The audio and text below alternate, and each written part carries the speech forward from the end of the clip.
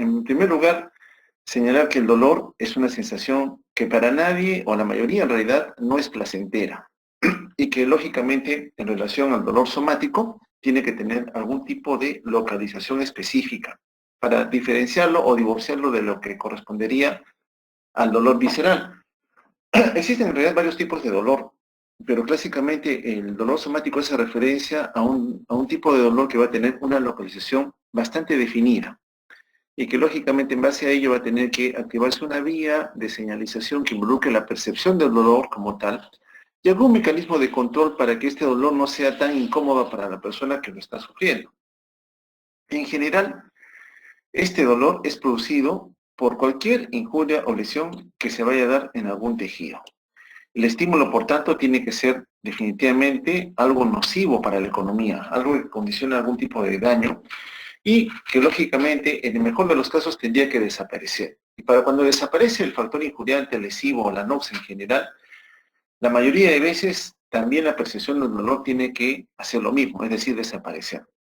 Para que esto se pueda contemplar o ya ser percibido por la economía, tenemos que tener la capacidad de poder detectarlo. Y esta detección va de la mano con la capacidad de reconocer algún tipo de estímulo que ha tenido que gatillar algunas veces la liberación, otras veces la producción de alguna sustancia, es decir, algún compuesto químico que interactúe con algún tipo de terminal nerviosa. Entonces estamos hablando clásicamente de receptores sensitivos específicos que reciben el nombre de nociceptores. No siempre la activación de un nociceptor va a llevar a la percepción del dolor. La mayoría de las veces sí. No siempre el dolor involucra que haya la activación de una vía nociceptiva. En general, hay algunos trastornos ya patológicos que pueden activar una u otra ruta. El dolor, entonces, para todos nosotros, no es solamente considerado una percepción nociceptiva o sensitiva de que algo está mal, de que algo nos está agrediendo, sino que muchas veces, y la mayoría va a ocurrir así, va a ir asociado a algunos componentes emocionales, es decir, van a afectar mi estado de ánimo definitivamente y también van a contribuir a un cambio en mi conducta. Algunas veces los cuadros de dolor son tan intensos que menoscaban la capacidad de poder desarrollar cualquier tipo de tarea que normalmente nosotros podríamos haber estado haciendo hasta antes de que ocurriera ese tipo de agresión. Ahora bien, puede presentarse también sin una causa somática que lo vaya a justificar. Vale decir, en relación al dolor somático específicamente, yo tengo algún tipo de injuria o lesión que puedo visualizar en cierta manera, un trauma, un golpe, una quemadura, por ejemplo, alguna lesión térmica que apareció súbitamente en asociación a algún tipo de infección, por ejemplo, que irrita alguna terminal nerviosa, lo puedo visualizar. Pero algunas otras veces ese dolor puede aparecer sin esa causa somática evidente aún, pero la persona puede percibirla como tal. En general, las categorías que se vinculan al dolor, clásicamente son 4, que me van a ayudar a entender cómo será este proceso a través del cual las personas que están siendo, en cierta manera, estimuladas para poder percibir esa sensación desagradable, tienen que contemplar una serie de activación en secuencia que lleve a la percepción de esta sensación no agradable. En primer lugar, la nocicepción, que clásicamente va a ocurrir a nivel celular, una terminal nerviosa, ¿no?, que va a tener que ser estimulada, generar un potencial de acción, llegar al cuerpo neuronal y de ahí, a través de otra rama, asentarse a nivel medular y desde la médula ascender a estructuras subcorticales o supraespinales. En este caso, ya viene de la mano con la percepción del dolor, que ya se convierte en una percepción subjetiva, en donde a nivel cortical ya estamos determinando que hay una sensación poco placentera que ha tenido que aparecer en relación a algún tipo de estímulo o no. Muchas veces de la mano con la percepción de dolor viene el sufrimiento, ¿no? El sufrimiento, la incomodidad por tener que sentir ese estímulo no placentero, que clásicamente va a ir acompañado de una sensación o reacción afectiva negativa, ¿no? Nos menoscaba, nos afecta evidentemente, y eso va indefectiblemente a la mano, la mayoría de las veces, con un cambio en nuestra conducta, por la aparición de este dolor. Nosotros en el escenario médico vamos a ver diferentes tipos de personas que van a quejar diferentes tipos de dolor. Una forma más o menos sencilla de poder graficar el dolor en relación al tiempo en el cual la persona está conviviendo con él, establece la aparición de un dolor agudo o aquel paciente que ya tiene algún tiempo con un dolor que persiste por algunos meses. Generalmente 3 meses es el tiempo límite que divorcia al dolor agudo del dolor crónico. El dolor agudo es un dolor de rápida aparición. Aparece en una décima de segundo, por lo general después de que ha ocurrido algún tipo de lesión injuna por algún tipo de estímulo, que puede ser de tipo químico, mecánico o térmico. Al final de cuentas se interactúa con una terminal nerviosa. Repetimos, existen receptores periféricos conocidos como nociceptores. Entonces, estos nociceptores se van a activar porque ha ocurrido algún tipo de estimulación suficientemente fuerte como para despolarizar la membrana. Generalmente aquí va a ocurrir un flujo de iones. Un dato importante con el dolor agudo es que tiende a autolimitarse. Y esta autolimitación va de la mano con la desaparición del dolor cuando la lesión que lo originó también desaparece. Si tuvo un trauma, un golpe, una quemadura, al cabo de algunas semanas, esa lesión comienza a desaparecer. Y lógicamente con ella el dolor también se atenúa hasta el punto de que ya la persona no siente ninguna sensación anormal. Por lo general, el dolor agudo para nosotros representa un mecanismo de defensa, de activación de que algo nos está agrediendo. Y remedia muchas veces, cuando se está suscitando, la respuesta de mi sistema de defensa que está representado por el sistema simpático. Entonces, muchas de las manifestaciones que nosotros vemos en una respuesta simpática, por ejemplo, la sudoración de las manos, la taquicardia, la elevación de la presión arterial, que muchas veces acompaña al paciente con dolor agudo, la dilatación de las pupilas, la vamos a ver en ese escenario. Es decir, la misma respuesta simpática que nosotros notamos en algún otro tipo de mecanismo de respuesta por alguna injuria, la vamos a ver también en la aparición del dolor agudo. Entonces, para nosotros el dolor agudo, en otras palabras, en resumidas cuentas, representa una señal de alarma con la cual tenemos que trabajar para tratar de detectarla y, en lo posible, eliminarla de la economía. Se divorcia completamente del dolor crónico, un dolor de aparición mucho más lenta, que ha tenido tiempo de asentarse y muchas veces de haber sido asociada a la generación de una neuroplasticidad, es decir, la activación de alguna vía de señalización que persiste activa en el tiempo. Por tanto, tiende a hacerse ya algo permanente. No posee una función protectora, porque recuerden que el dolor agudo sí es de protección, es de alarma. Algo ha ocurrido y contra ese algo, contra esa injuria, yo tengo que responder de forma inmediata. Como esto ya deja de ser una función protectora de alarma para nosotros, ya se convierte en una enfermedad. Un individuo que está un tiempo prolongado conviviendo con el dolor, ya está asociado evidentemente a un evento patológico. Por lo general, este dolor se le cataloga como tal cuando supera los 3 meses de evolución. Un dato que también es muy diferente a lo que considera el dolor agudo es que el dolor persiste a pesar de que la lesión que ocasionó su aparición ya ha sido reparada, ya se ha curado, entre comillas. Entonces el individuo sigue percibiendo esta sensación no placentera. Por lo general, en su aparición ha habido destrucción de tejido. Y cada vez que hay destrucción de tejido, si recordamos un poquito de inmunología, hay reclutamiento de células inflamatorias, producción y liberación de mediadores inflamatorios, los cuales van a ver, en cierta manera, la capacidad de poder prolongar la activación de la membrana celular de las fibras nerviosas, conllevando a la aparición y persistencia del dolor como tal a lo largo de los meses.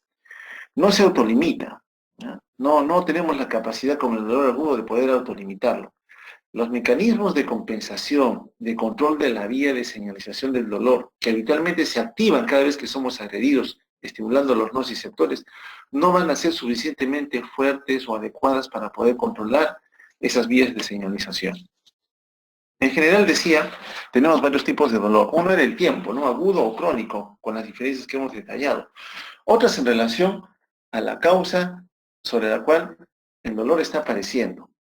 La estimulación nociceptiva de esas terminales nerviosas que están desplegadas en toda la economía, generalmente para nosotros va a representar la activación de un sistema de defensa, por lo cual se le cataloga también como un dolor normal o fisiológico. Por lo general se asocia a una agresión en un tejido somático o a nivel de las vísceras, a nivel torácico o a nivel abdominal, por ejemplo. Entonces, algún fenómeno irritativo, mecánico, químico, térmico, en el que pudiera ocurrir en algún momento, va a estimular esas terminales nerviosas y va a aparecer como dolor. Pero básicamente asociado a un mecanismo de defensa natural que nosotros tenemos en el día a día. En otro escenario, puede ser un proceso inflamatorio el que está ocasionando la aparición del dolor. Y en tanto no controle la inflamación, evidentemente el riesgo de que este dolor tenga una tendencia en la cronicidad va a aumentar. En otros escenarios, es un tejido en particular el que está activando la aparición de señales de dolor en relación a las fibras que están inervando ese tejido. En este caso, un dolor muscular asociado a algún trauma, un golpe, una caída, algún tipo de contusión, esfuerzo físico o asociado a fenómenos de isquemia. Evidentemente, en ese escenario con el desbalance entre la oferta y la demanda de sustratos energéticos de oxígeno, vamos a encontrar la liberación de algunos mediadores que localmente van a irritar también a las terminales nerviosas. El dolor neuropático, que ya para nosotros representa una condición patológica o anormal, en donde la transmisión de la señal nociceptiva sigue activa en el tiempo, no se ha atenuado, no ha desaparecido, a pesar de que se ha curado o se ha reparado el tejido que fue inicialmente lesionado cuando el dolor había aparecido. Otro tipo de dolor es el dolor iatrogénico, en el que se asocia muchas veces a la terapia médica, ¿no? Nosotros, algunas veces por desconocimiento, otras sin saberlo, aplicamos algún tipo de tratamiento en donde el paciente puede venir con algún tipo de secuela post aplicación de ese tratamiento y lógicamente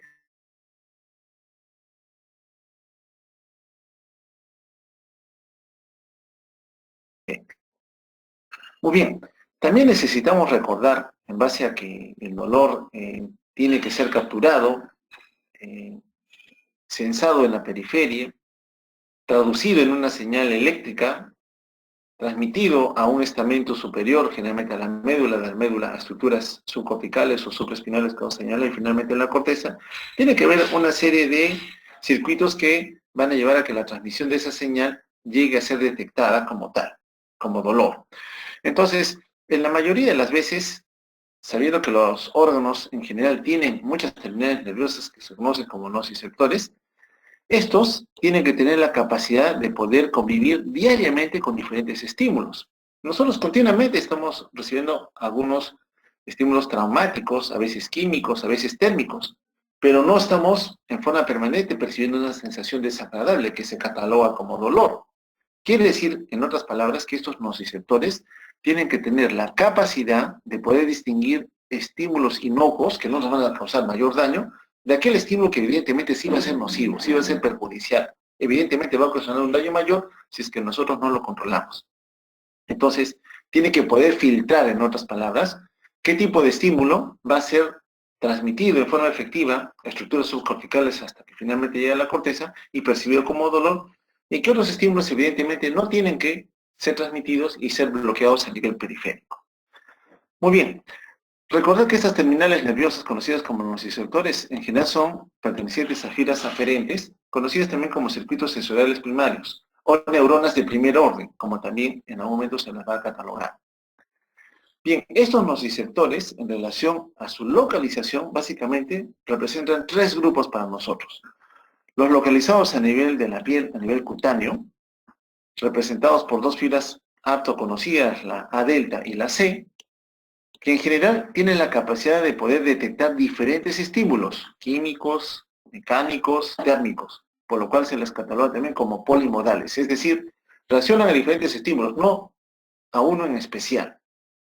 El otro son los que están localizados a nivel de las vísceras del cuerpo, a nivel de los intestinos, de la vía biliar, a nivel del corazón, de la pleura, etcétera, etcétera. Ahí también tenemos receptores que evidentemente van a tener que transmitir información a estructuras del sistema nervioso central para que se detecten como tal y lógicamente se despliega un tipo de respuesta compensadora para tener esa sensación no placentera.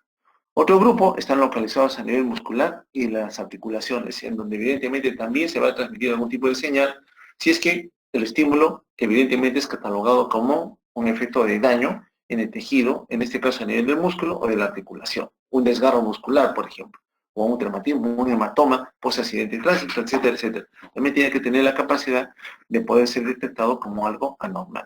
Bueno, ¿qué propiedades tienen estos nociceptores que están posicionados en estos tres lugares en la economía? En primer lugar, que tienen que tener un alto umbral a la estimulación cutánea. ¿Por qué? Porque nosotros continuamente hacemos actividad en donde nuestras extremidades están en contacto con diferentes estructuras en el día a día. Nos sentamos, paramos, corremos, caminamos, etcétera, etcétera. Entonces, ese contacto, evidentemente, va a tener que, en cierta manera, buscar estimular a los nociceptores. Pero no por el hecho de caminar, correr, saltar, vamos a sentir una sensación no placentera. Entonces tenemos que tener un umbral bastante alto, es decir, el estímulo lesivo tendría que ser muy fuerte como para poder activar la despolarización de la membrana. En segundo lugar, la capacidad para poder codificar de forma precisa la intensidad del estímulo. Es decir, si este estímulo evidentemente va a tener que tener puerta abierta para poder activar a la terminal nerviosa y con ello ser transmitido a estructuras superiores con el fin de que se detecte el dolor como tal. En tercer lugar, no deben activarse en forma espontánea. Lógicamente tiene que haber algún estímulo que despolarice la membrana, pero no que sin que haya ningún estímulo, esta terminal nerviosa tenga que activarse, porque evidentemente eso ya colindaría con lo patológico, con la predicción de la enfermedad.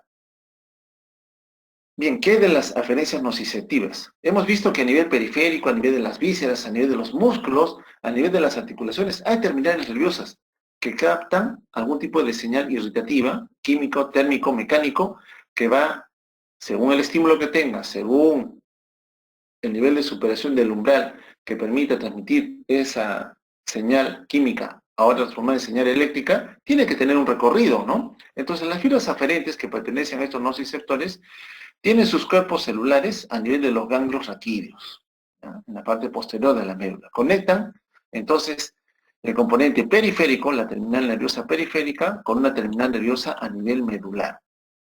En general, a estas se las conoce como neuronas de primer orden. Es decir, a nivel gangliar tengo el cuerpo, despliego una terminal nerviosa a nivel periférico, cutáneo, a nivel visceral, o a nivel del músculo, a nivel de la articulación, captura un estímulo anormal que la ha superado en su umbral de despolarización, transmite esa información hasta la médula.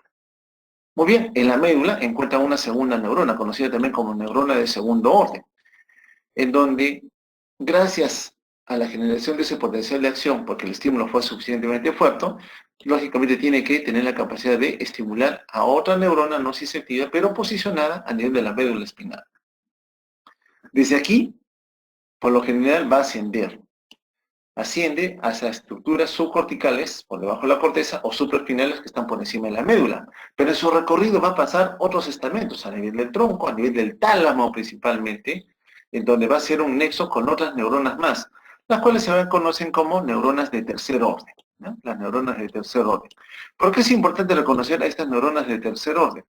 Porque aquí se van a establecer nexos o sinapsis con otros componentes neuronales más para poder discriminar si ese estímulo no placentero que viene de la periferia efectivamente debe transmitirse a la corteza y ser captado como una sensación dolorosa.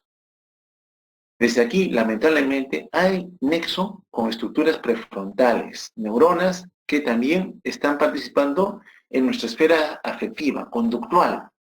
Como existe ese nexo, evidentemente una sensación dolorosa nos va a afectar emocionalmente. Algunos van a llorar, otros se van a poner ansiosos, van a comenzar a golpear, ya no van a querer hacer su labor habitual, porque evidentemente el dolor los está afectando en demasía.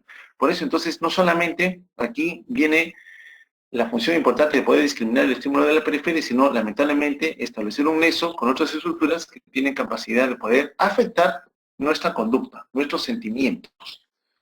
Muy bien, entonces captada ya como una sensación no placentera, un poco agradable, se va a tratar desde el momento que la terminal nerviosa ha sido estimulada y lógicamente generado un potencial de acción, se va a tratar durante la transmisión de ese impulso, de ese estímulo nociceptivo, modular la intensidad de ese estímulo, es decir, que no llegue tan fuerte, tan intenso a nivel de la corteza, que no se perciba como tal. Entonces tiene que haber un mecanismo de control tratando de que a nivel medular, a nivel subcortical o supraespinal, se trate de contener esa activación de las terminales nerviosas y de las fibras en sí o de las neuronas que están transmitiendo esa sensación poco placentera.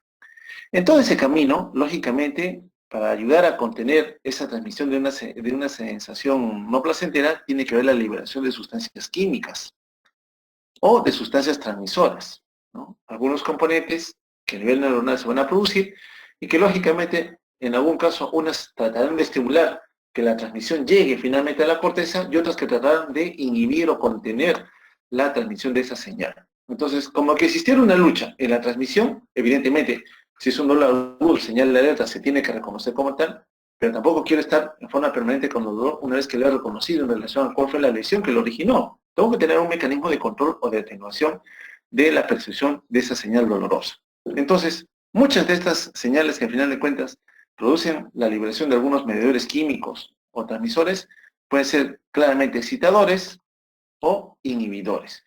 Importante es reconocerlas, sí, porque evidentemente el que excita va a llevar a que yo perciba la sensación dolorosa, que haya dolor.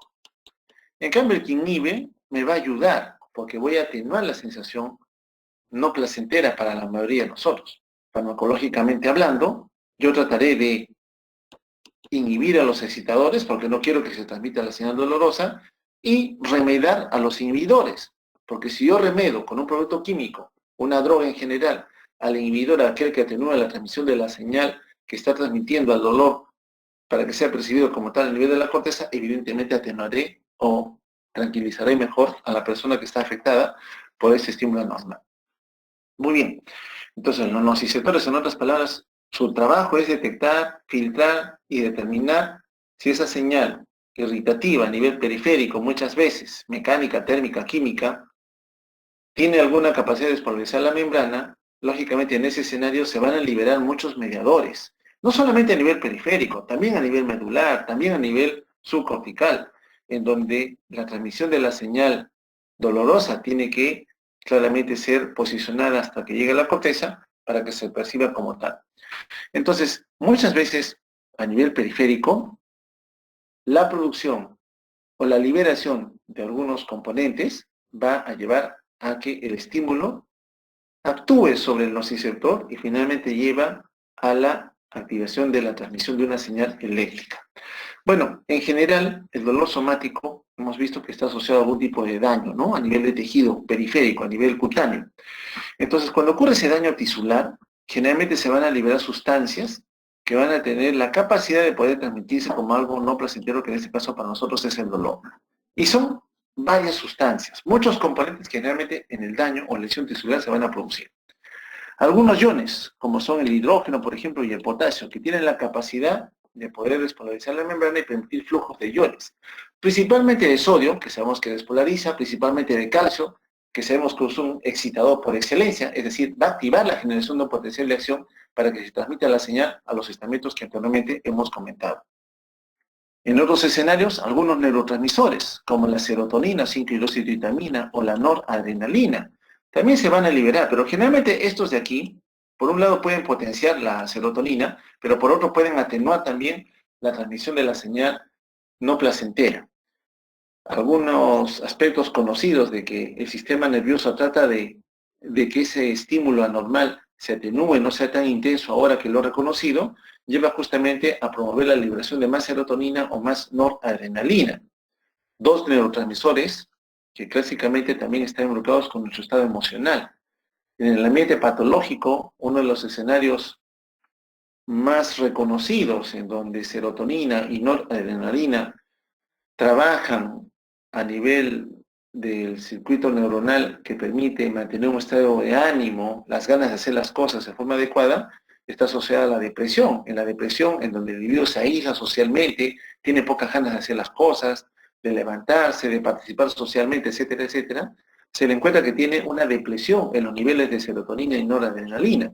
Bueno, en este escenario, en el ámbito del manejo del dolor o la neuromodulación, son dos neurotransmisores que van a tratar de atenuar la transmisión de la excitación o despolarización de la membrana. Entonces, farmacológicamente hablando, si yo sé que son dos neurotransmisores que van a ayudar a controlar el dolor, yo podría también dar algún fármaco que promueva que haya una mayor cantidad de estos neurotransmisores con el fin de que la sensación no placentera no se transmita en forma tan persistente o tan continua que conlleve a que ya el dolor se convierta en algo molesto o incómodo para la persona. El óxido nítrico, si bien es cierto, lo reconocemos un poder en el lecho vascular periférico en relación a la vasodilatación, por ejemplo, también es un mediador químico que se produce localmente. Sabemos que hay diferentes enzimas, el óxido nítrico sintetasa, que está a nivel del sistema nervioso central, a nivel periférico también, sobre todo a nivel del endotelio. Bueno, este óxido nítrico también puede potenciar o facilitar la activación de la membrana de la terminal nerviosa correspondiente al nociceptor. Puede favorecer la transmisión de esas vías de señalización. Más óxido nítrico tenemos, mayor potenciación de la señal no placentera. Liberación de citoquinas como el factor necrosis tumoral e interferón, que clásicamente están involucrados con lo que es la respuesta inmunológica ante algún evento inflamatorio, traumático sobre todo, a veces infeccioso, por ejemplo, ¿no?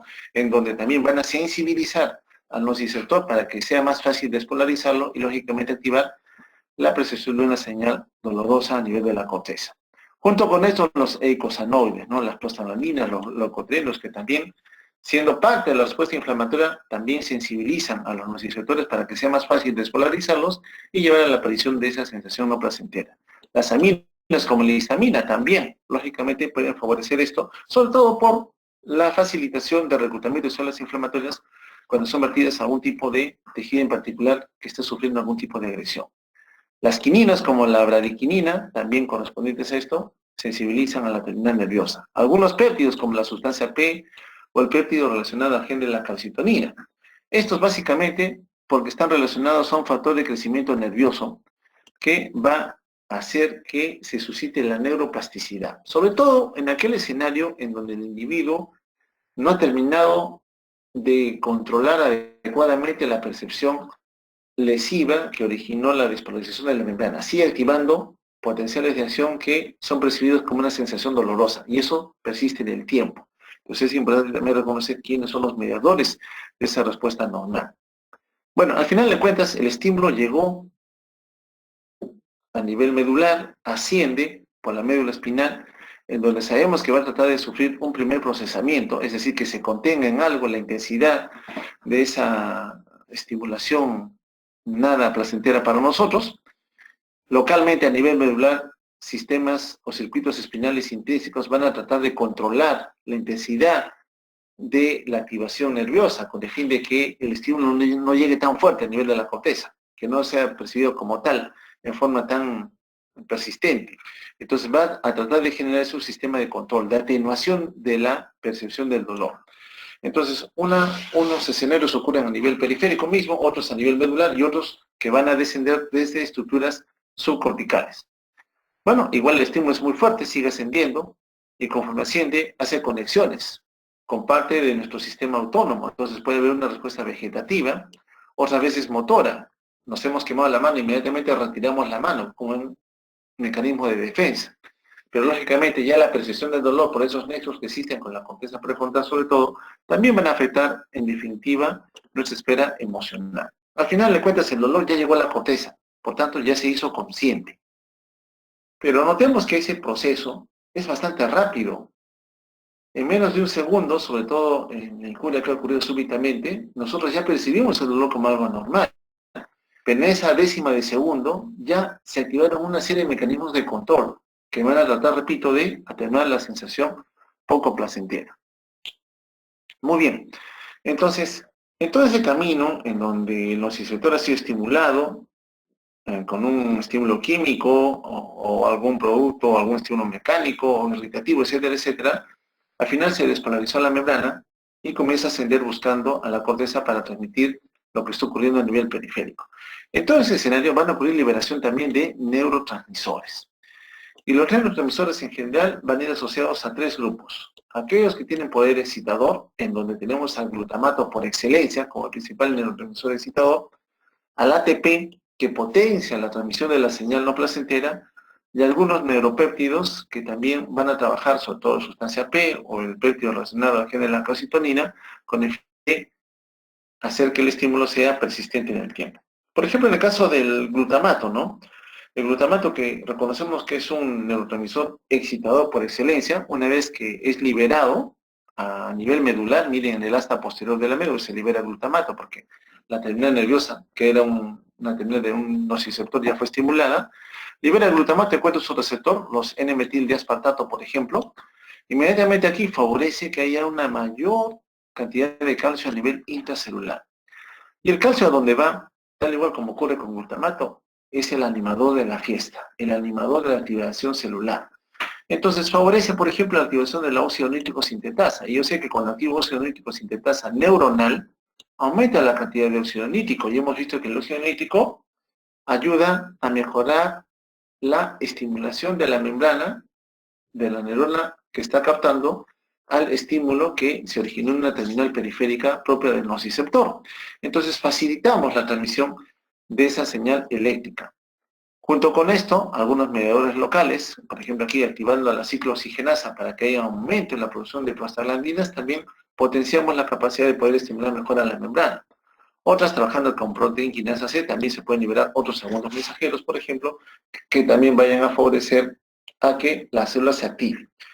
Y la activación, en otras palabras, para nosotros no representa sino de que se transmita a través de una señal eléctrica un estímulo que se originó a nivel periférico. Bien, entonces prácticamente pareciera que el dolor, si es que alcanza ciertas capacidades, evidentemente va a ser detectado a nivel periférico, va a viajar a nivel medular, va a ascender a estructuras subcorticales y llevar a la corteza, va a afectar mi estado emocional, va a afectar mi conducta y lógicamente convirtiéndose en algo que al inicio era señal de alarma, pero persiste activo, ya me está comenzando a perjudicar en mi actividad normal, tiene que establecerse evidentemente algún sistema de control de la transmisión de este dolor. Entonces, existen algunos sistemas endógenos de control del dolor. Generalmente son centros supraespinales, están por encima de la médula, generalmente a nivel subcortical. ¿Qué van a hacer? Modular la información que viene de la periferia. Ya sé, ya detecté al dolor como tal, ya sé que es algo dañino, pero ya no me sigas estimulando. Pues tengo que tener un mecanismo de poder atenuar la transmisión de esa señal eléctrica. ¿A través de qué? De la liberación de péptidos opioides, ya señalamos la serotonina, ya señalamos la noradrenalina, y aquí un neurotransmisor que es el principal neurotransmisor inhibidor. Si tenemos al glutamato como el principal excitador, tenemos a GAMA o al ácido gamma aminobutírico como el principal neurotransmisor inhibidor. En relación a los péptidos opioides, nosotros clásicamente reconocemos tres grupos de péptidos opioides, ¿no? Que endógenamente nosotros estamos produciendo. Las encefalinas, las dienorfinas y la beta-endorfina. Bueno, aumenta la producción a nivel periférico, a nivel medular y a nivel subcortical de estos péptidos opioides. ¿Qué capacidad tienen junto con ello? Evidentemente también expresar receptores para los péptidos, receptores mu, kappa o delta que tienen que reconocer a estos péptidos y lógicamente con ello atenuar la excitabilidad de la membrana de aquella célula que está transmitiendo esa sensación no placentera.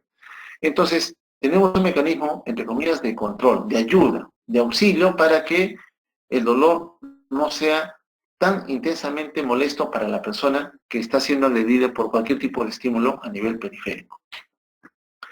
Hablamos hace un instante de la capacidad del sistema nervioso central de poder adecuarse a esa señal dolorosa. Hablamos entonces de la plasticidad neuronal, en donde ese sistema de modulación de la percepción de la señal no placentera algunas veces es avasallada por la agresión persistente o activación de potenciales de acción que persisten activos en el tiempo. Entonces el dolor ya se convierte ya no en algo fisiológico, sino en un componente patológico. ¿Por qué? Porque a pesar de poder generar la curación de la lesión, la desaparición, en otras palabras, del estímulo injuriante, el dolor persiste. En general, esta plasticidad neuronal, tal igual como ocurre en la generación de dolor, se han reconocido tres fases que están involucradas en su generación. En primer lugar, la activación, que va de la mano con la traducción de la señal, ¿no? A nivel periférico, algún tipo de estímulo químico, mecánico, térmico, estimular el nociceptor, eso va a llevar a que se tenga que traducir esa señal química en una señal eléctrica, se tiene que activar entonces la transmisión del impulso eléctrico, de esa sensación no placentera. Lógicamente, junto con eso tiene que haber una modulación, un control. No quiero que sea tan fuerte ese estímulo porque ya lo percibí como una señal de alarma, pero no quiero que me siga molestando en el tiempo. Que viene de la mano muchas veces con la modificación. ¿De qué? De la respuesta neuronal, para evitar que el dolor, lógicamente, se convierta en algo dañino para nosotros y se convierta, cuando sobrepasan los 3 meses, cuando no se autolimita, cuando habiendo retirado la mente juliante, la persona sigue sintiendo dolor, en un dolor crónico. Muy bien. Entonces, para nosotros el dolor agudo específicamente representa un mecanismo de defensa. Recordemos que para que el dolor sea percibido como tal, necesitamos vías de señalización, que empiezan en la periferia y en algún momento, según la capacidad de haber estimulado adecuadamente esa terminal nerviosa o nociceptor, llegarán a nivel del sistema nervioso central. En general, todo lo que hemos hablado se va a concentrar en lo que viene y que en algún momento hemos discutido con ustedes en fisiología, ¿no? Los procesos neurofisiológicos que van a participar en dolor. Sabemos que se tiene que activar y sensibilizar a un nociceptor periférico. Tiene que haber una transmisión del estímulo nociceptivo, llega a nivel de la médula, y aquí ya sabemos que se va a desplegar un sistema de modulación, tratando de que ese estímulo no sea tan fuerte para que no incomode un tanto a la persona. La señal se está integrando, lógicamente a nivel medular. Igual, si es suficientemente fuerte, va a tener que ascender a estructuras subcorticales, asciende, se integra la información a nivel de centros superiores, es decir, tengo que saber en dónde está ocurriendo la aparición del estímulo injuriante, en la mano, en el pie, la pierna, el muslo, la región inguinal, el tórax, etcétera, en dónde ocurrió.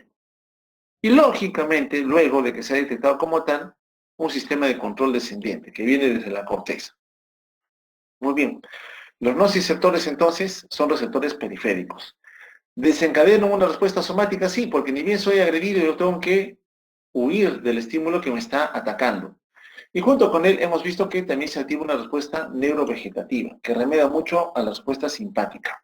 Sabemos que el nociceptor tiene que tener la capacidad de discriminar un estímulo inocuo de aquel que ciertamente me puede dañar.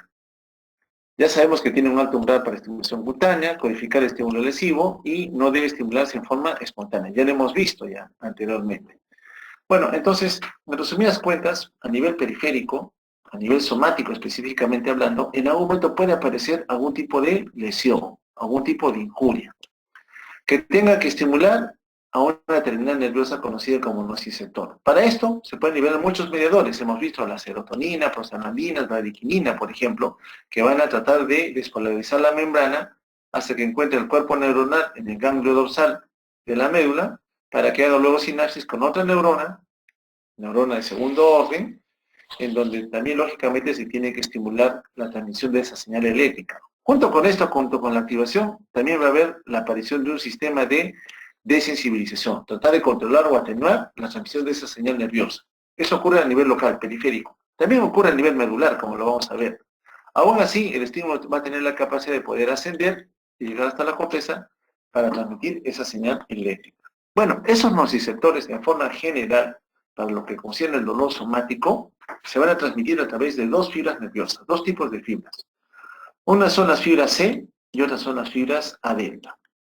¿Qué diferencia encontramos entre las dos? Bueno, las fibras C sabemos que son no mielinizadas, y desde el momento que nos dicen que no son mielinizadas, evidentemente la velocidad de conducción es mucho más lenta, de medio metro a 2 metros por segundo. Aún así, podemos decir que en menos de un segundo, estas fibras ya van a transmitir la sensación a nivel cortical de que algo anormal está ocurriendo, de que algo no placentero, algo que nos incomoda, se está suscitando en la economía. Ya sabemos que son polimodales porque transmiten señales de diferente tipo, mecánico, térmico, químico, etcétera, etcétera.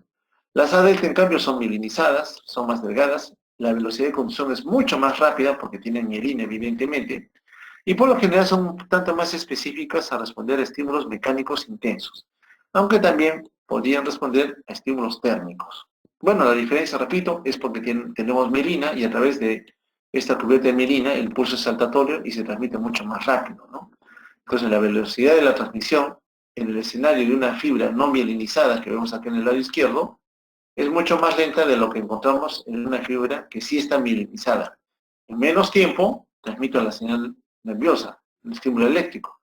Aquí en la no mielinizada lógicamente demoraré algo más. La posición o ubicación de estas terminales nerviosas, bueno, están en diferentes lugares del cuerpo. Hemos visto a nivel cutáneo, a nivel visceral, a nivel muscular y a nivel de las articulaciones. Al final de cuentas, me permiten a mí detectar algún tipo de señal de alarma.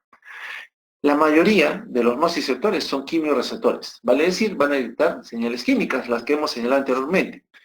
Y por lo general, estas señales químicas de productos que se están formando recién o que estuvieron guardados previamente pueden ser mediadores de tipo bradiquinina, citoquina, icosanoide, neurotransmisor, iones, ácido láctico, que no lo señalamos, histamina, péptidos, y los opioides endógenos, que estos van a buscar atenuar la sensación dolorosa como tal. Bueno, en general, entonces, cada vez que un tejido periférico es agredido, tiene algún tipo de injuria, golpe, trauma, infección, por ejemplo, inmediatamente activa una respuesta inflamatoria.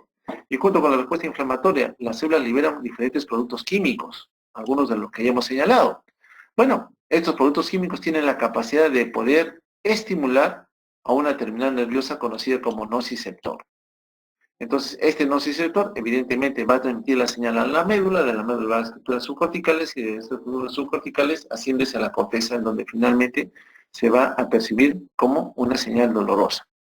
Pero noten ustedes que en ese viaje, esa célula nerviosa interactúa con otras células más. Y estas células agregadas, lógicamente, se van a sumar en facilitar o contener la transmisión de ese estímulo doloroso. Aquí tenemos un fenómeno irritativo a nivel periférico. Se estimuló químicamente esta terminal nerviosa, se despolariza, se transmite la señal eléctrica como tal, llega al asta dorsal de la médula espinal.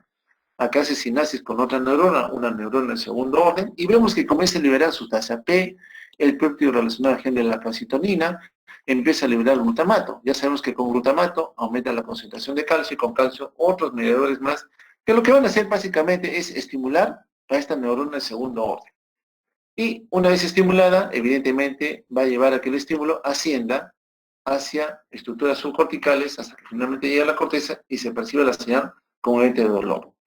Pero tal igual como ha sido estimulada, desde la corteza también pueden venir señales de modulación del dolor. Es decir, yo no quiero que esa señal dolorosa persista activa en el tiempo. Y en este escenario, por ejemplo, activo una respuesta con un neurotransmisor inhibidor. Uno que va a modular a nivel medular, que ya no haya tanta activación, para que el dolor en la corteza no se perciba en forma tan persistente. Entonces, diferentes estímulos nerviosos sensitivos llegan al asta posterior, del asta posterior en sinapsis, evidentemente se establece una respuesta inmediata, una respuesta medular. El ejemplo más clásico aquí es cuando nos quemamos la mano o de repente alguien nos atriciona una extremidad, inmediatamente buscamos retirarla del evento injuriante, el arco reflejo. Pero junto con él también se han activado o estimulado terminales nerviosas que perciben el dolor, los nociceptores. Y cuando eso ocurre, no solamente es retirar la respuesta, una respuesta somática inmediata, una respuesta mecánica, sino también informar a la corteza de lo que está ocurriendo a nivel periférico. En todo ese escenario, el dolor somático, este que está aquí, no el visceral, va a transmitir la señal hacia estructuras subcorticales. Pero en ese escenario, en cada estamento hace sinapsis, sobre todo con estructuras que están a nivel del tronco cerebral, a nivel de la sustancia reticular anterior ascendente, por ejemplo, conjuntos neurales que están alrededor del acueducto de Silvio, ya casi llegando a nivel cortical, y con el tálamo mismo. Y a nivel del tálamo, donde existen diferentes núcleos, se establecen también otros nexos con estructuras corticales, no solamente en la corteza sensitiva, a nivel del lóbulo parietal, sino también a nivel prefrontal, en donde hace un rato comentaba, están los centros de integración que establecen mi estado emocional, mi estado conductual en relación a algún estímulo lesivo que pueda tener. Igual, sea cual sea el estímulo, si bien es cierto, se va a dar una desprolarización de la membrana, siempre se van a desplegar algunos mecanismos de atenuación o modulación de esa sensación no placentera. Evidentemente, esas respuestas que acompañan al dolor, no solamente sentirme incómodo, llorar, gritar, alejarme del dolor, que hago taquicardia, que hago hipertensión, van muchas veces explicados por los nexos que ocurren a nivel del tronco, ¿no? En donde existen otros núcleos o conjuntos neuronales que van a establecer también conocimiento de lo que está ocurriendo a nivel periférico, antes de que llegue a nivel talámico. Lógicamente con esto, ya el filtrado va a llevar a que se perciba que en algún lugar de la economía se ha suscitado algún tipo de estímulo lesivo que activó todas estas vías de señalización. Entonces, en resumidas cuentas, en algún momento dado, a nivel periférico, ocurre la estimulación de un nociceptor, un estímulo nocivo generalmente. Liberando una sustancia química, se traduce la señal a nivel de la membrana, convirtiéndola en una señal eléctrica, es decir, se transmite el estímulo ya como tal, porque ha alcanzado cierto umbral, ha alcanzado a activar a esa terminal nerviosa que era evidentemente excitable, transmite la señal ¿a quién? A nivel medular, en donde localmente se va a tratar de modular, pero igual el estímulo va a ascender a estructuras subcorticales, tronco, tálamo y finalmente llega a la corteza, en donde ya se reconoce el dolor como un evento de alarma, pero también como un evento de daño si es que no lo modulo. Y la modulación lógicamente va de la mano con la liberación de algunas sustancias conocidas como opioides endógenos que van a tratar de modular o atenuar la sensación no placentera conocida como dolor. Entonces, para nosotros el dolor es una experiencia emocional no placentera que en general a nivel somático va asociado a la presencia de un daño tisular. La nocicepción, en otras palabras, es la percepción del dolor. En forma aguda, para nosotros representa una respuesta fisiológica normal, una señal de alarma. Pero cuando el estímulo sigue activando estas vías de señalización, evidentemente, si supera los 3 meses, no se autolimita, a pesar de que he curado la lesión, ya se convierte en un dolor crónico. Y junto con esto, los síntomas que lo acompañan van a incapacitar en menor o mayor medida a la persona que lo está padeciendo. Y cuando uno encuentra esto, ya clásicamente habla de que ya se estaría generando un dolor neuropático, ya dejó de ser un estímulo de defensa. Recuerden ustedes que continuamente muchos estímulos de tipo mecánico, el nociceptor tiene que tener la capacidad de que este efecto mecánico de presión, por ejemplo, no es lesivo, no tendría por qué condicionar una respuesta de alarma, activar la mediación de otros estamentos con el fin de atenuar una percepción de solamente haber apretado en algo el lapicero, por ejemplo, sea algo dañino. Tiene que filtrar, tiene que discriminar si es algo lesivo o no. Pero evidentemente, en alguna señal de alarma sí tendría que activarse el reconocimiento de esa señal química al inicio, eléctrica ahora, para que a nivel de la corteza se despliegue algún tipo de respuesta moduladora, ¿no? Modulación del dolor. Con los dos medidores característicos que ya hemos reconocido, como son la noradrenalina y la serotonina.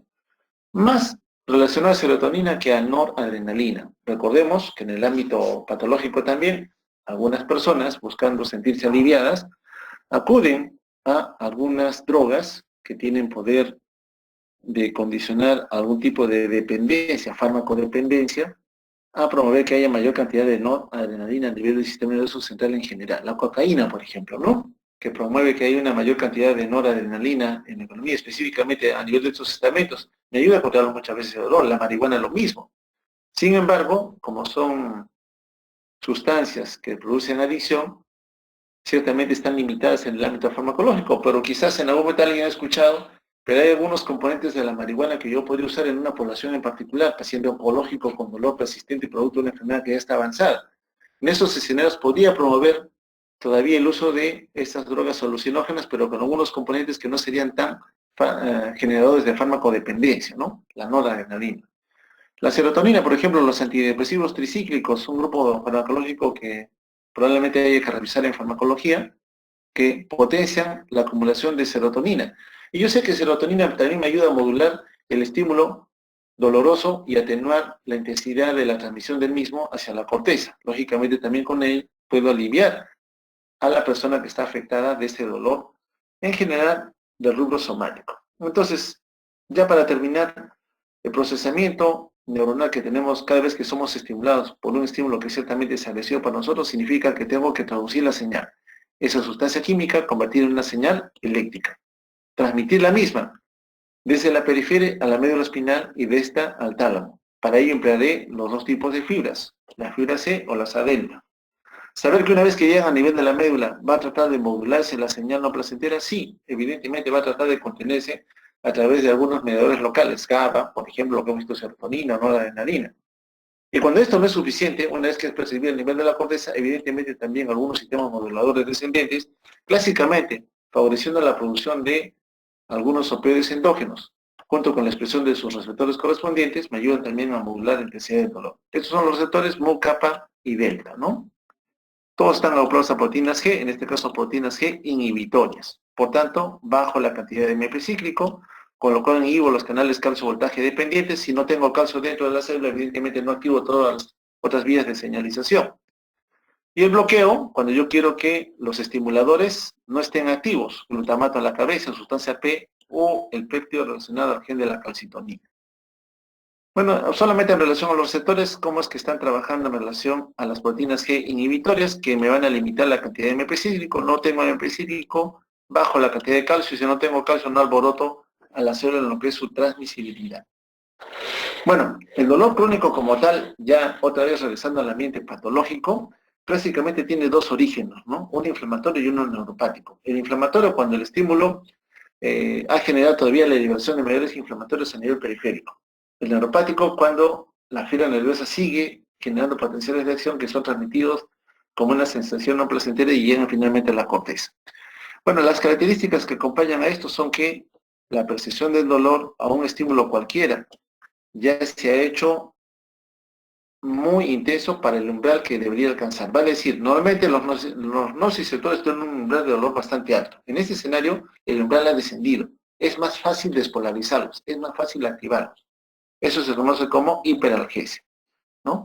Y lógicamente, si el estímulo es el que normalmente ocurre en el día a día, caminar, tocar algún objeto, teclear la computadora, por ejemplo, ya me produce dolor, ya se convierte en alorinia, una sensación como un estímulo que normalmente no debería originar ninguna alteración en la conducta o en el estado emocional de las personas. Bueno, aquí en este escenario de la aparición del dolor crónico, generalmente en su aparición va a haber una sensibilización a nivel espinal. Normalmente cuando ocurre un estímulo de activación del nociceptor, terminado el estímulo, la terminal nerviosa regresa a su estado basal. Pero cuando el individuo ha sido ya sensibilizado con un componente químico cualquiera, que ya dejó a la membrana algo más excitable por alguna manera, esta excitación sigue presente de forma permanente. Y gracias a esta excitación permanente se activan las vías nociceptivas que señalamos anteriormente, que van a la médula, que van al cerebro medio, a nivel del tronco, a nivel del tálamo, y que lógicamente también van a llevar a la activación de sistemas de control que no van a ser suficientes para poder atenuar esta sensación dolorosa. Entonces, en la aparición del dolor crónico, las señales que confluyen a nivel medular y que finalmente llegan al tálamo a la corteza persisten activos y los sistemas de modulación no van a ser suficientemente efectivos para tratar de atenuar la transmisión de esa señal. Y en ese escenario, cuando ya el individuo está muy incómodo, muy molesto, no hace sus actividades diarias, lógicamente vamos escalando en diferentes tratamientos analgésicos. Y el fracaso, es decir, no conseguimos aliviar el dolor porque ya estas vías de señalización siguen activas en el tiempo, nos obliga muchas veces a tener que recurrir a aquellas sustancias que normalmente el cerebro inducía en su producción, que son los opioides endógenos, para tratar de controlar el dolor. Lo malo es de que en cada exposición a esas drogas que se remedan o parecen a los opioides endógenos, el umbral de requerimiento va a comenzar a ser más alto. ¿Qué quiere decir? Que al inicio me aliviaba con una dosis, pasa el tiempo y esa dosis no es suficiente, tengo que duplicar, triplicar, cuadriplicar la dosis, es decir, me hago un tanto más tolerante, pero más requiriente también de que tenga que tener mayor cantidad de droga para aliviar esa sensación no placentera. Eso porque he agotado los sistemas de control. Ahora necesito que haya mayor cantidad de opioides para poder aliviar en algo más a la persona que está afectada por este dolor crónico. Solamente para representar lo que hacemos en farmacología, ¿no? Sabemos que las estaciones de dolor vienen a nivel periférico, un estímulo nociceptivo ya activado por una sustancia química, ahora transmitida señal eléctrica, llega a nivel del cono posterior de la médula, hace una estación con una segunda neurona de segundo orden, lo estimula, acabamos sustancia P, glutamato, y desde aquí se proyecta a nivel subcortical, hacia el tálamo, ¿no? Un sistema de control local por otras neuronas vecinas, interneuronas las llamamos, trata de limitar la activación de esta segunda neurona. Lógicamente para eso generalmente emplea a opioides endógenos, cuyos receptores MUCA beta pueden haberse expresado aquí, con el fin de que la sensación no placentera no llegue a nivel de la corteza, o si llegó, no sea tan continuo, permanente el estímulo que tuvo. Aún así, desde la corteza también se van a desplegar algún tipo de respuesta inhibitoria de modulación del dolor, atenuación de la señal eléctrica para que no se perciba como tal. Serotonina, por ejemplo, que ya lo señalamos anteriormente, que es uno de los que sabemos que representa también una vía de control de la transmisión del dolor. Otras estructuras, noradrenalina, también van a tratar de contener lo mismo, ¿no? Eso ha llevado a generar la producción de algunas drogas de alto poder analgésico, como son los opioides, que tratan de remediar las endorfinas, dinorfinas y encefalinas. Aquí están las drogas que se reconocen como tales, con el lamentable efecto de poder condicionar algún tipo de farmacodependencia, lamentablemente cuando uno tiene que usarlas. Bueno, son drogas que remedian a las anteriores y van a tratar de atenuar la sensación dolorosa. Bueno, estas llegan, al final de cuentas, a utilizarse cuando todas las otras drogas analgésicas que las revisarán en farmacología han fracasado. No he logrado controlar al estímulo eléctrico que perciba la sensación de dolor y la persona lógicamente está muy afectada por esa percepción, por tanto me lleva o me obliga a usar estos medicamentos.